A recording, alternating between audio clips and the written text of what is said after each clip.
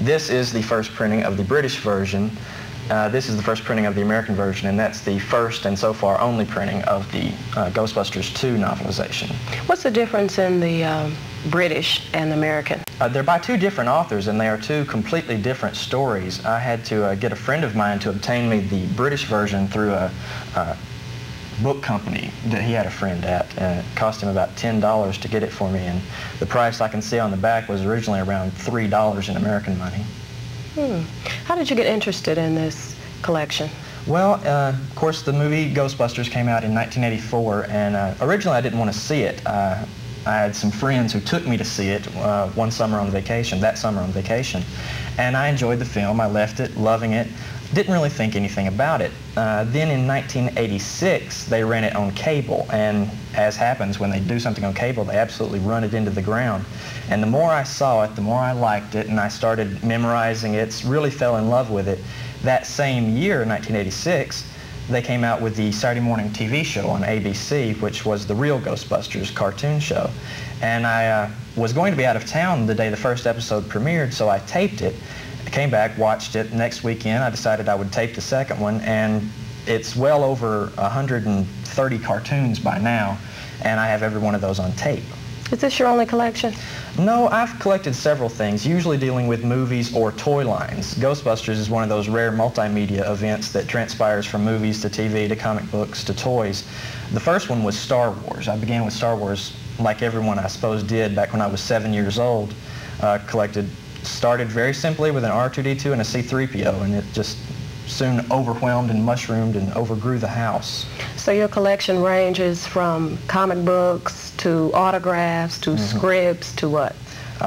Toys, bubblegum machines, soundtracks, computer games, board games, action figures, buckets of ectoplasm, and stuffed animals, you name it. I've probably got at least one of them or know about its existence. Well, tell me this, after the Ghostbusters wear off, then what?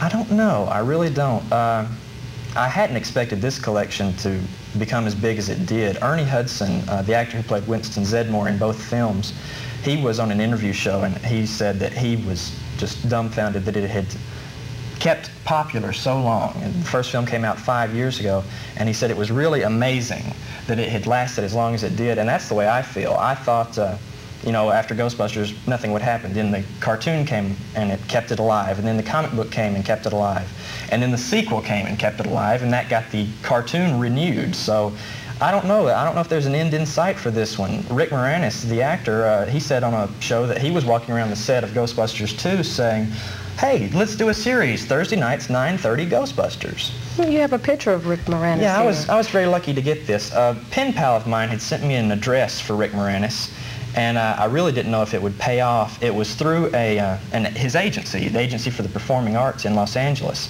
and I wrote the address asking for an autograph, and really didn't expect to get one, and I got an autograph and a quick note, personal letter from Rick Moranis answering a few of the questions that I had asked in the letter.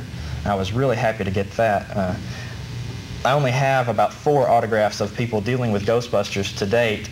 This one is from Joe Medjuk. He's one of the executive producers of both films. I got his autograph via an address in Variety magazine, and then the other autograph I have isn't a photograph.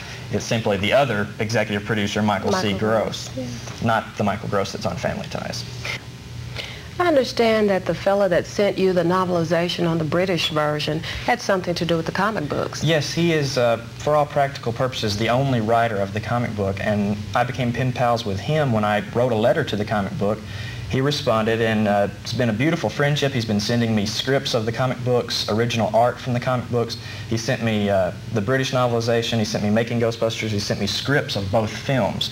And the best part about writing to him was that he needed episodes of the cartoon as research to write, and that was what he was sending me these things for, was to pay back for providing him with those episodes.